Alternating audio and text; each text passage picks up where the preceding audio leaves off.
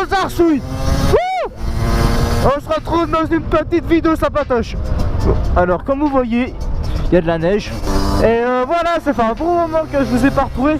Ça va faire 2 semaines. Et franchement, bah, ça m'a manqué. Bon alors j'ai vu que l'avant-dernière vidéo sur la numéro 4 a atteint une centaine et quelques de vues. Franchement merci. Parce que bah il y a eu des partages, je pense qu'il y a eu des partages. Et vous voyez que grâce à vous, bah la chaîne a pu se diffuser. Et franchement ça fait hyper plaisir. Qu'est-ce que je peux vous dire, avant on était sur les 36 abonnés et là on a 41. C'est juste phénoménal. Vous avez pas idée, mais pour vous c'est normal, vous n'avez pas idée, vous dites ouais bah c'est rien, il y en a qui ont des millions. Mais pour moi déjà on se rapproche de la cinquantaine et ça fait vraiment plaisir. Donc je tenais à vous remercier. Pour les nouveaux sur la chaîne, bah je vous invite à aller regarder les autres vidéos. Des gains de puissance moteur, origine ou quitter. Alors, on va peser le pour et le contre.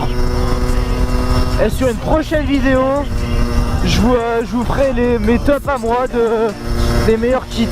Kit 50cc, pas du 70, non du 50. Alors, déjà, ça m'a titillé pendant pas mal de temps. Mais je reste en origine. Je vais juste un peu booster l'origine, mais je reste en origine. Alors pour ceux qui m'ont demandé pourquoi, bah la réponse va être très simple. Ouais je regarde parce que des fois ma GoPro elle merde. Par exemple quand si tu prends en plus un bon kit, si t'as pas la config qui suit derrière, tu vas pas exploiter ton kit, tu auras dépensé beaucoup d'argent. Et si tes réglages sont mal faits, tu vas serrer. Donc perso moi je dirais rester en origine. Si vous arrivez à atteindre les 85-90 km/h, c'est super. On va parler vous et moi. Comment booster son moteur en origine. Alors vous pourrez déjà bien le booster en ayant par exemple moi j'ai un pot de performance. Bah, juste avec ça vous pouvez vraiment bien gagner. Par exemple là, je monte à 90 sur le plat, c'est plutôt pas mal. Faut que je reraille, faut que je change de gicleur, mais je pense qu'il y a vraiment moyen de taper le 95. Ensuite, ce que vous pouvez modifier au niveau du... Là je parle au niveau du moteur. En modification assez simple, qui coûte pas excessivement cher. Vous avez par exemple différents types de bougies. C'est une bougie en iridium qui fait... En fait, la bougie en iridium va permettre en fait d'avoir une meilleure étincelle, une meilleure explosion. Bon après ça c'est ce qu'ils disent, un meilleur rendement niveau essence. Au niveau de l'essence, je peux pas vous dire si c'est vrai ou c'est faux parce que je sais pas du tout.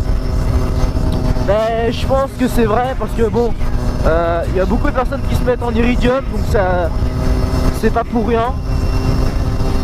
Ensuite vous pouvez changer par exemple votre admission. Par exemple les boîtes à clapets. Faites la montre, on rentre pas dans les magasins. Ok. Par exemple, vous pouvez changer votre admission. Changer la boîte de clapets pour une boîte à clapets en carbone. Avec des lamelles en carbone.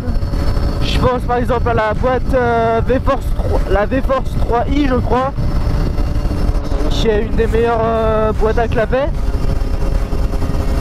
Ouais là ça 70 parce qu'en fait je fais beaucoup de route. Donc là j'économise l'essence. Ensuite qu'est-ce que vous avez? Vous avez la Malossi VL16 si je dis pas de conneries. Après vous avez la boîte à top perf qui est pas mal. En fait par exemple la boîte à clapet va vous apporter du coupe, beaucoup de coupe et de reprise. En fait les lamelles sont plus fines, je crois que c'est ça, les lamelles sont plus fines. Donc vous avez une meilleure récup derrière. Les roues. Alors, avant j'étais en cross, montée cross, je montais à 80 km/h. Là j'ai changé de roue, je suis passé sur des plus petites roues et je monte à 90. Donc d'office les roues ça joue, mais Mais moi je pensais pas que ça jouerait autant. Après vous aurez la transmission. Par exemple, moi je suis en 1453. Je vais là en 1453, je demande plus de l'allonge et plus d'allonge, un peu moins de reprise. Si vous voulez vraiment, par exemple si vous habitez dans un endroit où il n'y a pas de montagne, il n'y a pas de, il n'y a vraiment rien en montée ou quoi que ce soit, ouais, penchez là-dessus. Moi je dirais la meilleure transmission que j'ai entendue, c'est 1453 ou 1353. Pignon en fait, votre pignon de sortie de boîte, vous mettez plus dedans pour la pointe. Et après la couronne, en fait vous descendez en fait. Vous diminuez les dents. Si vous le réglez très bien, vous aurez un gain de puissance énorme. Ça va être le carburateur. Par exemple, moi je sais que je dois encore le régler. Bah, là qui soit moyennement réglé, je tape du 90. En étant très bien réglé, je peux taper le 95. Alors maintenant, je crois qu'en origine, je crois qu'on a tout fait. Les pots aussi. En pot, je vous conseille. Bah moi j'ai un Leovitz. Donc le Leovitz, franchement, il marche très bien. Tous ceux qui disent ouais, il marche pas, c'est de la merde.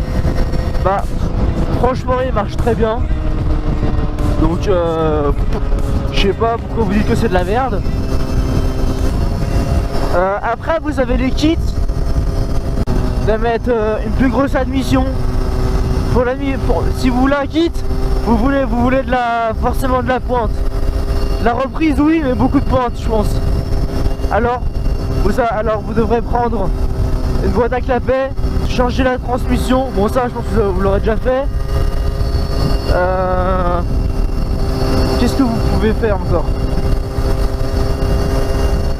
Vous pourrez aussi changer le pot, mettre un pot passage je pense au Boker Rocky 50-70 qui est pas mal. Le SCR peut être pas mal. En carbu, par exemple, moi j'ai un carbu 17.5 d'origine. Bah, par exemple, devrait monter sur du carbu en moins de 19 voire à 21. Vous devrez aménager votre boîte à air. Il y a eu plus d'air. Donc soit vous faites une plus grosse entrée d'air, vous changez votre filtre, vous penchez sur un filtre plus fin. En filtre plus fin, je pense au stage 6 ou au Doppler. Enfin moi perso pour la Derby, j'ai entendu ça qui était pas mal. Donc je pense que là on a fait le tour. Le débridage, ce sera pour votre gueule.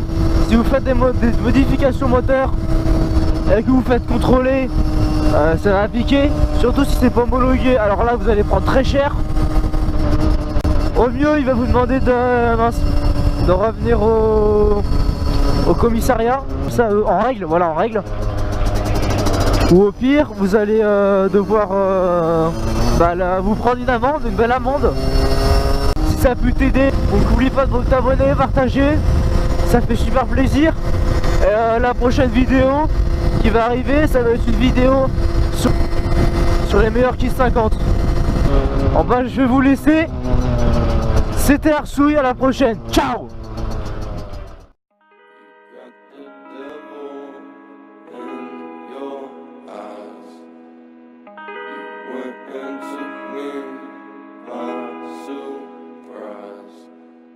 Say what you wanna say.